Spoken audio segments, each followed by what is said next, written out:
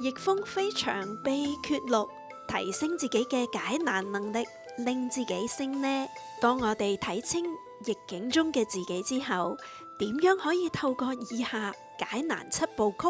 嚟提升自己嘅解難能力，令自己更強大？一、列出遇到嘅困難，例如我俾病人鬧完後遇到以下困難：一、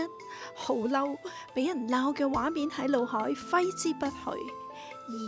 知道練習 CARE 4部曲可以幫我改善同病人溝通，但唔知點開始；三、驚再俾病人鬧；四、失眠瞓唔到；二、將困難轉成合理嘅目標，例如將唔知點練習 CARE 4部曲呢個困難轉成目標，每日抽5分鐘練習 CARE 4部曲第一步 Calm， 平復自己嘅心情，了解呢刻自己心情係點，有冇頹、驚、猛，然後跟住相應短片練習。步驟3，諗諗有咩方法可以達成目標，例如要達到目標，每日抽5分鐘練習 Calm， 可以有3個方法。方法1，每日坐車返工嗰陣時練；2，每晚臨瞓前練；3，每日食完晏開工前練。步驟4，諗諗每個方法嘅利弊，例如每日坐車返工練嘅利係唔需要額外抽時間做練習，但係弊處係車可能有啲嘈。方法2，每晚臨瞓前做練習嘅好處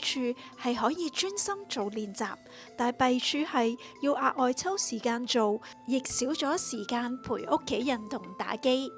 同樣，我哋都可以衡量每日食完晏做練習嘅好處同壞處。步驟5，選擇最合適同可行嘅方法，例如權衡完3個方法嘅利弊，都係覺得方法1，每日坐車返工練最適合我，然後就試下實行選擇咗嘅方法啦。最後步驟7，檢討成效再改善，例如1星期後檢討每日能唔能夠坐車返工嗰陣練習平復自己頹、驚、猛嘅心情，如果唔得就可以試下改變方法，直到達到目標。培養勇氣去改變可以改變嘅嘢，逐步嚟，我哋信你一定得。